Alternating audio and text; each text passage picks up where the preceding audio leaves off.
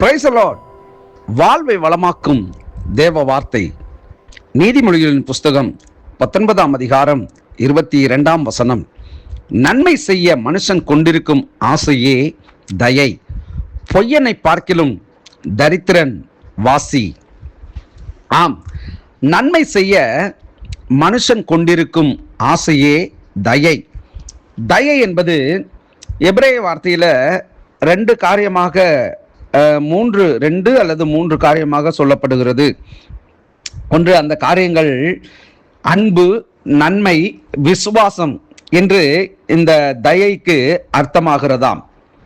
இன்னும் இதை பார்த்தீங்கன்னு சொன்னால் இன்னும் 2-3 காரியங்களை இதுக்கும் சொல்லலாம் அப்படின்னு வேத பின்னணியங்கள் சொல்கிறது. நிந்தனை, அவமானம், பெருமையுள்ள விருப்பம் அல்லது மோகம் என்று இந்த வார்த்தைக்கும் பொருந்தும் என்று வேத பின்னணியத்தில் சொல்லப்பட்டிருக்கிறது. இந்த நாளிலே மனுஷன் நன்மை செய்ய வேண்டும் என்கிற எண்ணம் வருகிறதே, அது அபூர்வமான ஒரு செயல், அபூர்வமான ஒரு நிகழ்வு. ஏனென்றால் இன்றைக்கு மனுஷன் தன்னுடைய வாழ்க்கையிலே பெற்றுக்கொள்கிறதான நன்மைகள் அல்லது மேன்மைகள் எல்லாம் அவனவனுடைய சுய லாபத்திற்காகவே அது அமைந்து விடுகிறது. இன்றைய காலகட்டங்களிலே நன்மை செய்வார் இல்லாதபடி, எல்லாரையும் சொல்லவில்லை, கடந்த நாளிலே ஒரு சினிமா துறையில் சின்னத்திரையில் இருக்கக்கூடிய ஒரு சகோதரன், ஒருவேளை நீங்கள் அறிந்திருக்கலாம், பாலா என்று சொல்லக்கூடிய ஒரு வாலிபன்.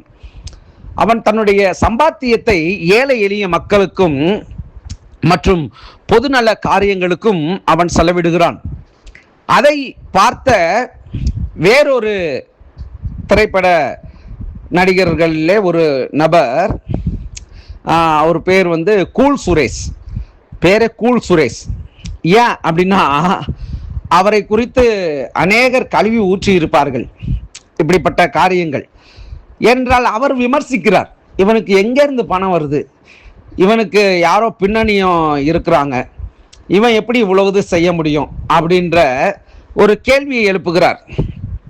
அதில் பார்த்தீங்கன்னா அநேகர், ஒன்னால் செய்ய முடியலன்னா நீனு சில ஹார்டான வார்த்தைகள், கடினமான வார்த்தைகள், அந்த வார்த்தைகளை பேசி அவருக்கு கமெண்ட்ஸ் பண்ணியிருந்தாங்க.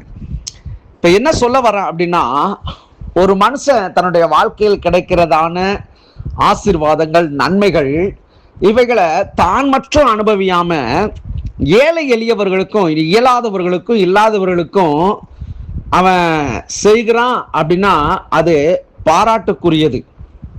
இன்னைக்கு மனுஷனுடைய வாழ்க்கையில தனக்கு, தன்னுடைய சந்ததிகளுக்கு என்றெல்லாம் சில அரசியல்வாதிகள் அப்படியெல்லாம் பண்றதை நாம என்ன பண்றோம், பார்க்கிறோம். அரசியல்வாதிகள் மாத்திரமல்ல, கிறிஸ்தவ அரசியல்வாதிகளும் அப்படி இருக்கிறாங்க. நான் சொல்கிறது ஊழியர்களையும் சொல்றேன். அப்ப பாத்தீங்கன்னா தங்களுடைய வாழ்க்கையில ஒரு உயர்வு, ஒரு மேலை, அதாவது ஒரு மேல்நிலை, இப்படி போன்ற காரியங்கள் எழும்புகிற பொழுது ஏழை எளியவர்களை நாம நினைவு கூறணும். வசனம் சொல்லுது, திக்கற்றவர்களுக்காகவும் கரத்தை நீட்டுன்னு, விதவைகளுக்காகவும் கரத்தை நீட்டுன்னு. இன்னைக்கு எத்தனையோ இடங்கள்ல கண்டு காணாம சில பெரிய பெரிய ஊழியர்கள் கூட அப்படியே கண்டு காணாம போவாங்க. அதாவது தங்களால முடியும், ஆனா அதை நான் இப்ப அவர்களை குறை சொல்றதுக்காக சொல்லல. பாத்தீங்கன்னா அவங்க அப்படியே போவாங்க. அது சில நேரங்களில் நமக்கு பார்க்குறப்ப கஷ்டமா இருக்கும், என்ன ஆண்டவர் அப்படின்ற ஒரு நிலை. ஆனா ஒன்னே ஒன்று நல்லா புரிஞ்சுங்க, எவனிடத்தில் அதிகமாய் கொடுக்கப்படுகிறதோ அவனிடத்தில் அதிகமாய் கேட்கப்படும். அது ஊழியக்காரனாக இருந்தாலும் சரி, உலக பிரகாரமான மனுஷர்களாக இருந்தாலும் சரி, அது எவர்களிடத்துல என்ன ஆசீர்வாத நன்மைகள் அது கொடுக்கப்படுதோ, அல்லது அவன் உக்ரானத்துவக்காரனாக இருந்தாலும் அதை மிஸ்யூஸ் பண்ணா அவன்கிட்ட ஆண்டவர் கணக்கு கேட்பேன்னு சொல்றார்.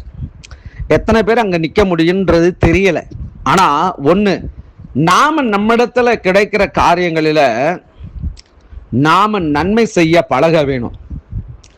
நன்மை செய்ய பழக வேணும் அப்படின்னா நன்மையை நாம யோசிக்கணும். எனக்கெல்லாம் பார்த்தீங்கன்னா இல்லை, அதனால இப்படி தான் பேசுவேன் அப்படின்ற மாதிரி சில சூழல்கள். என்னுடைய இருதயத்தில் எனக்கு கிடைக்கிறவைகளில் கண்களுக்கு எதிராக கஷ்டப்படுறவங்களை பார்த்துட்டு சும்மாவே இருக்க மாட்டேன். நான் எதாகிலும் செய்யணும், நான் அவர்களுக்கு எதாகிலும் செய்யணும், இப்படி தான் என்னுடைய நினைவு, என்னுடைய செயல்பாடு. ஆனால் இதை போன்ற நினைவுகள் எத்தனை பேருக்கு இருக்கு அப்படின்னு நான் குற்றம் சாட்டப்படாதபடிக்கு, மற்றவர்களை குற்றம் சாட்டப்படாதபடிக்கு நம்முடைய சிந்தைகள் எல்லாம் மாற வேணும்னு நான் சொல்கிறேன். தேவனுடைய வார்த்தையை அதான் சொல்லுது. நன்மை செய்ய மனுஷன் கொண்டிருக்கும் ஆசையே தயை. அப்படின்னா மனுஷன் நன்மை செய்யணுங்க.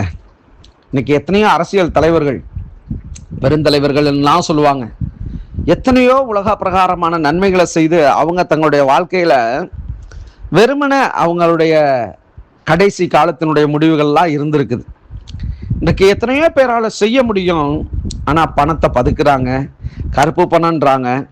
அதாவது மனித நிலையற்றவர்களாக இன்னைக்கு அலைந்து திரிகிற மனநிலை பாதிக்கப்பட்டவர்களாக இன்னைக்கு நிறைய பேர் சுற்றி கொண்டு இருக்கிறாங்க.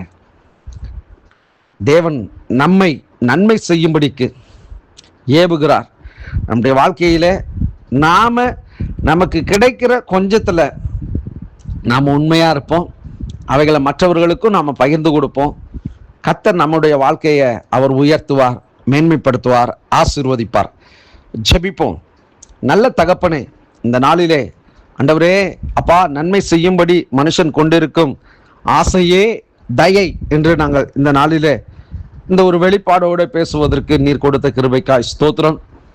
ஒவ்வொருவரும் நாங்கள் ஆண்டவரே உம்முடைய நாம் மகிமைப்படும்படிக்கு நன்மைகளை செய்ய, அன்றைய நாட்களிலே எப்படி மிஷினரிகள்லாம் ஆண்டவரே எங்கள் இந்திய தேசத்தை நேசித்து இந்திய மக்களுடைய மனநிலையை புரிந்து இவர்கள் மனிதர்களாக முதலாவது மனிதேய நேயம் உள்ளவர்களாக வாழ வேண்டும் என்று சொல்லி அவர்கள் ஆண்டவரே சாக்ரிஃபைஸ், தியாகங்களை செய்து இந்த இந்திய தேசத்தில் வந்து கல்வி மற்றும் ஆண்டவரே ஸ்தோத்திர பொருளாதாரம் போன்ற காரியங்களிலே மனிதன் சமநிலை என்ற ஒரு நிலையை அவர்கள் தியாகத்தோடு கொண்டு வந்து செய்தது போல இன்றைக்கு நாங்களும் அப்படிப்பட்ட நிலையில் வாழ, நன்மை செய்ய எங்களுக்கும் உதவி செய்யும். உங்களுடைய கிருபையின் கருத்தில் ஒப்புக் கொடுக்கிறேன். இயேசுவின் நாமத்தில் ஜெபிக்கிறேன் பிதாவே. ஆமேன், ஆமேன். God bless you.